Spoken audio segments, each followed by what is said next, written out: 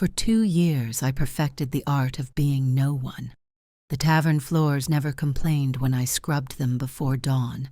The pack members whose territories I drifted through never looked twice at the silver-haired Omega, who kept her eyes down and her wolf silent. I took suppressants that muted my scent to something forgettable, something broken.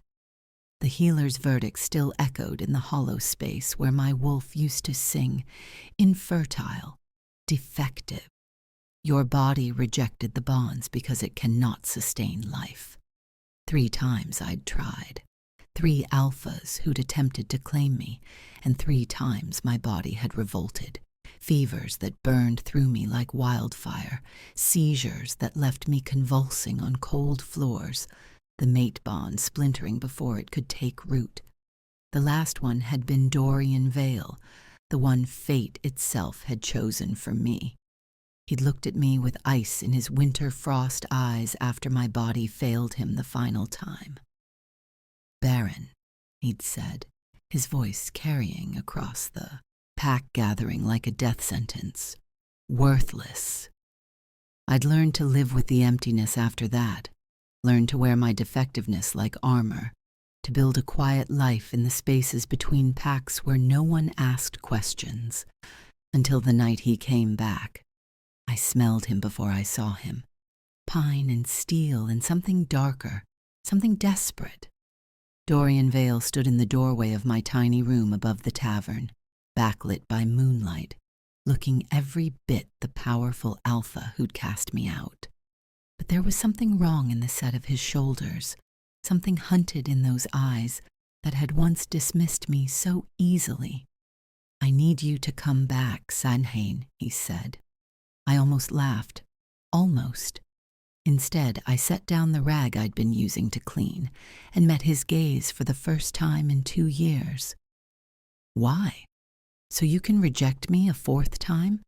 So your pack can watch you call me defective again?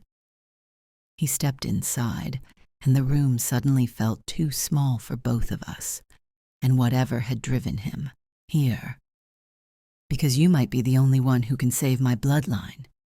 His voice was rough, unfamiliar with pleading, and because I was wrong about what you are. I'm barren, Alpha. The word tasted like ash.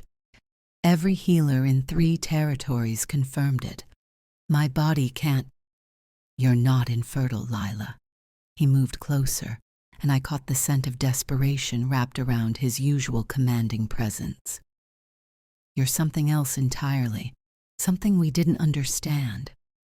I wanted to throw him out, wanted to return to my safe invisibility, my carefully constructed life of scrubbing floors and asking for nothing. But there was something in his voice, a certainty that cut through 2 years of resignation. What am I, then? I whispered. A Genesis Omega. He pulled a worn leather journal from his coat. 1 in every 200 years. Your body doesn't reject bonds because it's broken. It rejects them because most alphas aren't strong, enough for what you can carry. The words hung between us like a promise and a threat. In the candlelight of my small room, Dorian Vale was offering me something more dangerous than rejection. Hope. And what exactly can I carry, Alpha? His eyes met mine, and for the first time I saw not disgust, but something close to fear. According to the records, twin alphas, the first in 2 centuries, the kind of offspring that could save a bloodline. He paused, or destroy an entire pack. Outside snow had begun to fall, soft and silent. Inside, my wolf stirred for the first time in 2 years, curious and wary and impossibly awake. I should have said no, should have sent him away and returned to the safety of being no one. Instead, I heard myself say, "Tell me everything." And with those 3 words, my carefully invisible life began to unravel into something terrifying and extraordinary and wholly impossible. The kind of impossible that changes everything. The kind that would nearly kill me before proving that broken and barren were never the right words for what I was. I just didn't know it yet. The Vale Pack lands looked exactly as I remembered them. And that was the problem. Same iron gates, same stone manor with its ancient oak standing sentinel, same whispers that started the moment Dorian's car pulled through the entrance, pack members stopping mid-conversation to stare at the Omega who'd returned from exile. I caught their expressions through the tinted window, pity from some, contempt from others, confusion from most. The woman who'd scrubbed their alpha's floors was back, and no one understood why. "They don't know," Dorian said quietly, reading my tension. "About what you are, what we're trying to do." And Marcus Thorne? I'd heard his name even in my exile, the rival alpha who'd been circling Vale territory like a wolf scenting blood. Dorian's hands tightened on the steering wheel. "He's called for a formal challenge hearing in 3 weeks. Claims I'm unfit to lead without an heir." His jaw clenched. He's not wrong. The admission hung between us, heavy with everything unsaid. I'd cost him that heir once before, or so he'd believed, so everyone had believed. He led me through back corridors to avoid the pack's curious eyes, stopping at a door I didn't recognize. Inside, an elderly woman sat surrounded by leather-bound journals and yellow documents, her silver hair braided in the old style. She looked up, and her eyes, sharp and knowing, fixed on me with an intensity that made my wolf stir uneasily. "So," Maren said, her voice carrying the weight of decades, "you're the one everyone said was broken." She smiled, but it wasn't kind. It was fierce. "Come here, child. Let me show you what you actually are." Maren spread the ancient journal across her desk with reverent hands. The pages were brittle, the ink faded to brown, but the E and N illustrations were unmistakable. An Omega woman, silver-haired like me, surrounded by symbols I didn't recognize. "Genesis Omegas," Maren began, tracing one weathered illustration. "One every 2 centuries, if the bloodlines align correctly. Your body isn't defective, child. It's selective." She looked up, her eyes sharp. "Those alphas who tried to claim you? Too weak. The bonds they offered? Insufficient. Your body knew what they couldn't give you." I felt Dorian shift behind me, tension radiating from him. "What does it need?" My voice came out smaller than I intended. "An alpha of extraordinary strength. A mate bond that's complete, not political arrangement or lust, but genuine commitment." Maren turned several pages, stopping on an entry dated 1824. The last Genesis Omega was named Isadora. She bore twin alpha sons to the Blackwood pack leader. "And?" Dorian asked, though something in his tone said he already knew. "They tore each other apart by their 18th year. Nearly destroyed the entire pack in their battle for dominance." Maren's finger traced the text. The prophecy written afterward said twin alphas would either divide and devastate, or unite and elevate. Isadora's sons chose devastation. My hands trembled. The fevers I had, the seizures when the bonds broke, your body protecting itself, rejecting bonds that would have killed you during pregnancy because the alpha wasn't strong enough to sustain what you'd carry. She closed the journal gently. The irregular heats, the silent wolf, the muted scent, all symptoms of a Genesis Omega waiting for the right conditions. I looked back at Dorian, seeing him differently now. Not the alpha who'd rejected me, but potentially the only one strong enough to survive what came next, if I was brave enough, or foolish enough, to try. Dorian brought me tea the next morning, not through a servant. He carried the tray, himself, set it on the small table by the window, and waited for permission to sit. It was such a small thing, but I'd never seen an alpha ask an omega for anything. "I was afraid," he said without preamble, staring into his own cup. When the bond kept failing, I thought it meant I was weak, that my pack would see me as unfit. His jaw tightened. So I made you the problem instead, called you barren, defective. He looked up, and the guilt in his eyes was raw. I'm sorry doesn't cover it, but I am, deeply. I wanted to throw the apology back at him, wanted to remind him how his words had carved themselves into my bones. Instead, I asked, why didn't the bond take, really? Because I wasn't committed.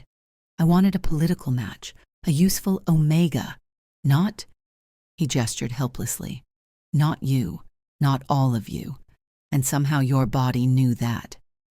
The honesty was more disarming than any grand gesture.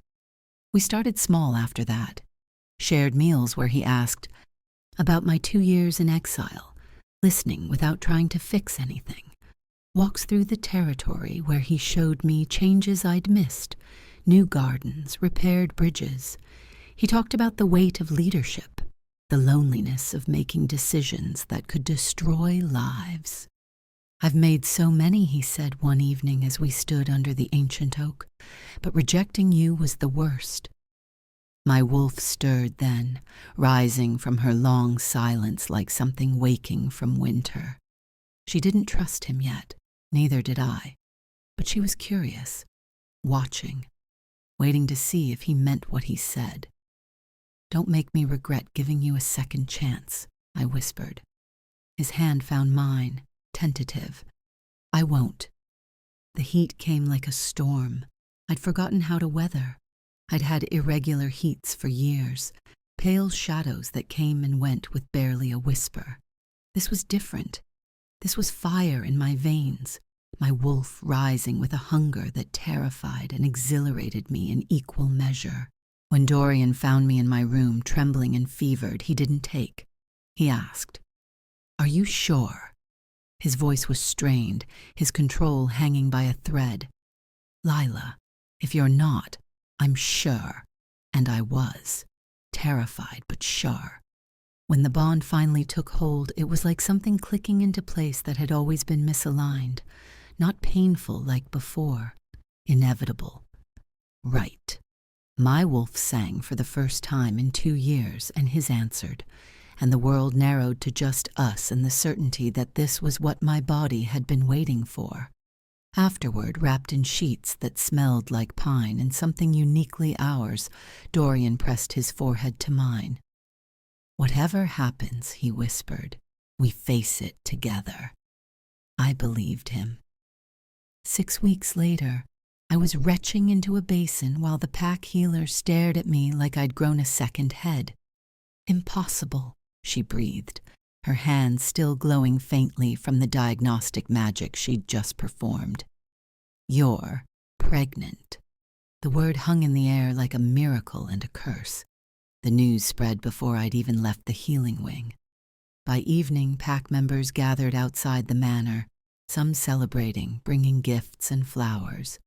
Others stood in tight clusters, whispering about Isadora's sons and the prophecy.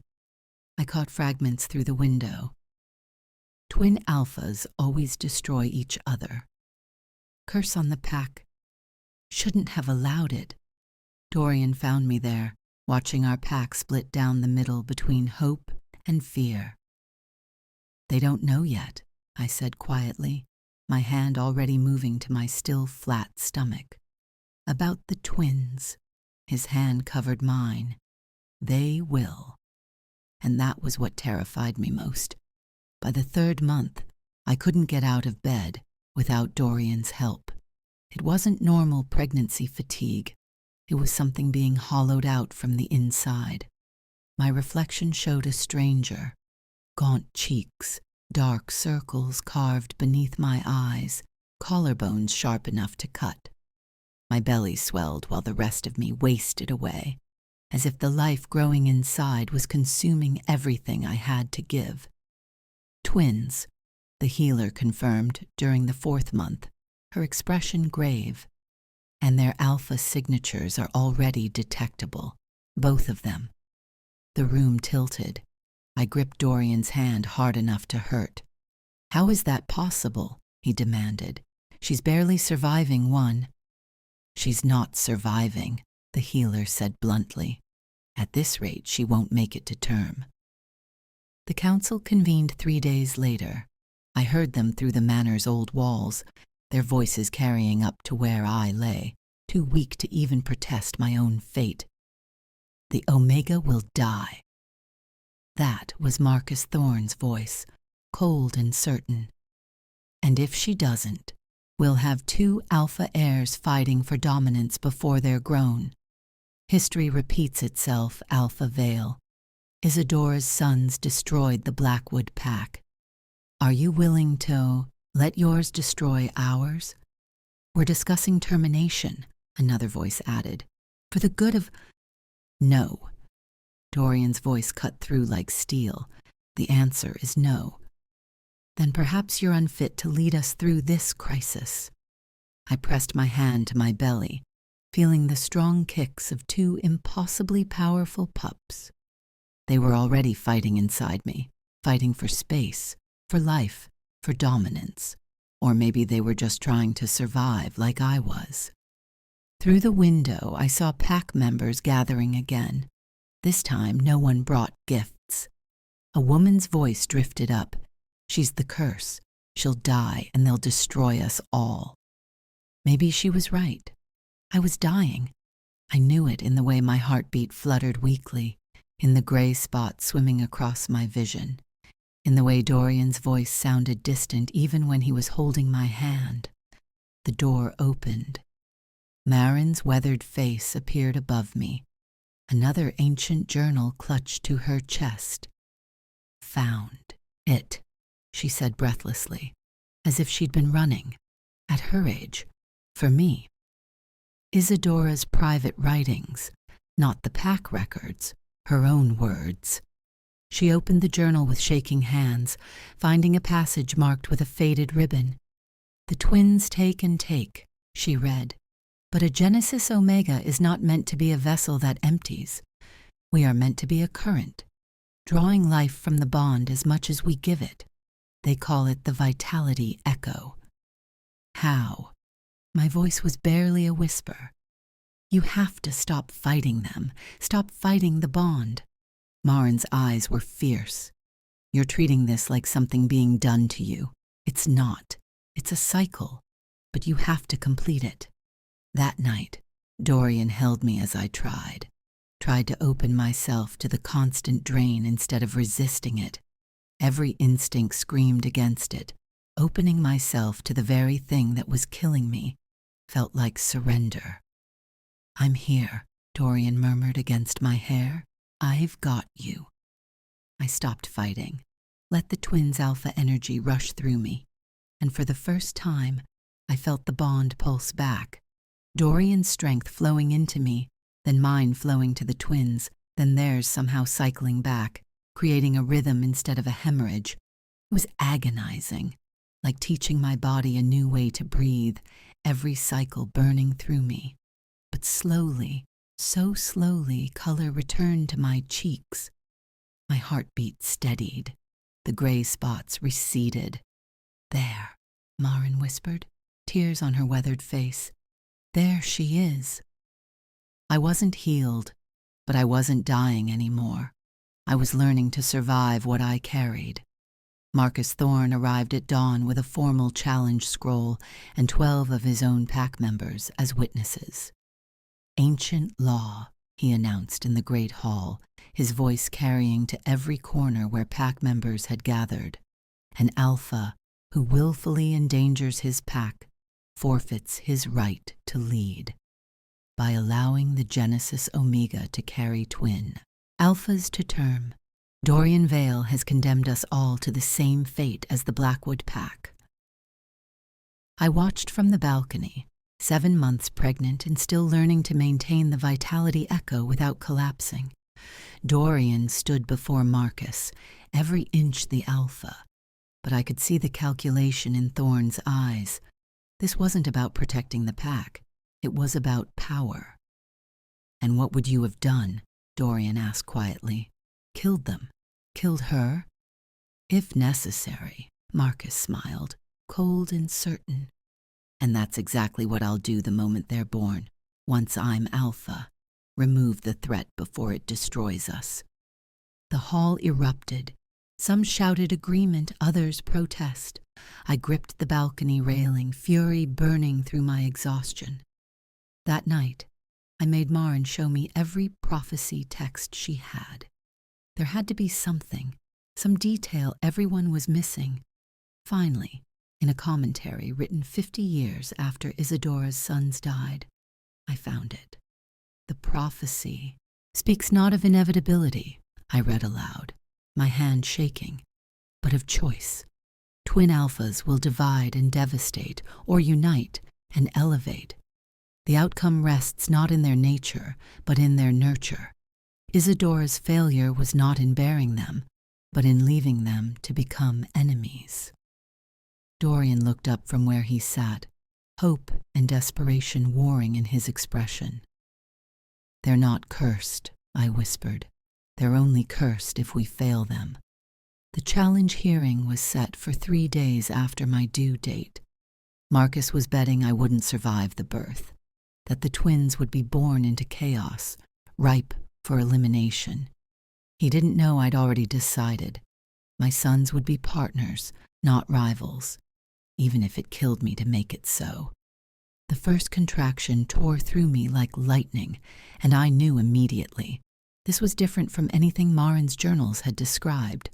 My body didn't just labor, it began to shut down. Her heartbeats dropping. "Healer," shouted, hands glowing frantically over my chest. "She's not responding." "Lila," Dorian's voice cut through the chaos, his hand gripping mine hard enough to bruise. "Stay with me, please." But I was already slipping. The twins' alpha power surging as they fought to be born, draining everything I had left. The vitality echo I'd maintained for months collapsed under the onslaught. I was dying, and this time there would be no stabilizing. Unless, through the gray haze, I remembered Marin's words. "You're not a vessel. You're a current." I stopped trying to survive the drain. Instead, I pulled from Dorian through our bond, his alpha strength flooding into me like fire. Pulled from the twins themselves, drawing on the very power that was killing me and forcing it into a cycle, their strength to me, mine to them, Dorian's to us all. The feedback loop was agony, like being struck by lightning from the inside, every nerve burning. Then, a cry, golden-eyed and fierce. The first twin slipped into the healer's hands, his tiny fist already clenched, like he was ready to fight the world. "Alaric," I gasped. Minutes later, his brother followed, silver-eyed and watchful, quieter but no less powerful. "Zephyr." The healers moved to separate them for cleaning, but both boys screamed in protest. The moment they were placed side by side, tiny hands found each other gripping tight. Their cries stopped instantly. "They're bonded," Marin breathed, wonder in her voice. "Already bonded to each other." I smiled through my exhaustion, watching my sons hold each other like they'd never let go. Divide and devastate, or unite and elevate. They'd already chosen. 6 years later, I watched my sons build a fort together in the training yard. Alaric, still golden-eyed and bold, held the wooden beam steady while Zephyr, thoughtful as ever, calculated the angles. They moved like two parts of one whole. When one stumbled, the other caught him. When one had an idea, the other improved it. No competition, no dominance games, just partnership. "They're remarkable," Dorian said, coming up beside me. His hand found mine naturally now, the mate bond so strong and settled, it felt like breathing. "You were right, about all of it." I'd grown into being Luna the way I'd grown into the vitality echo, painfully at first, then with increasing grace. The pack respected me now, not as the cursed Omega, but as the woman who'd survived the impossible and raised sons who defied prophecy. The peace shattered when Marcus Thorne walked through our gates. "I've come to finish what should have been done 6 years ago," he announced, his eyes fixed on the twins. Before Dorian or I could move, Alaric and Zephyr stepped forward together. 6 years old and barely reaching Marcus's chest, but they positioned themselves between him and me with identical protective stances. "You won't hurt our mother," Alaric said, his small voice carrying alpha command. "We won't let you," Zephyr finished, quieter but no less certain. The air pressure changed. Their combined alpha presence, perfectly synchronized, amplifying each other rather than clashing, made even Marcus step back. His own wolves whined and retreated. "This isn't possible, Spagni," Marcus breathed. "It is when they're raised right," I said, moving between my sons and resting a hand on each small shoulder. "Leave, Marcus, and don't come back." He left. That evening, watching my family gathered by the fire, Dorian teaching the boys strategy, both twins listening with their heads bent together, I thought about the healers who'd called me barren, the alphas who'd said I was broken. They were wrong. I wasn't broken. I was just waiting to become extraordinary. If you enjoyed this story, please subscribe to the channel for more werewolf romance tales, alpha kings, rejected mates, and powerful Omega stories. Hit the notification bell so you never miss an upload. Leave a comment below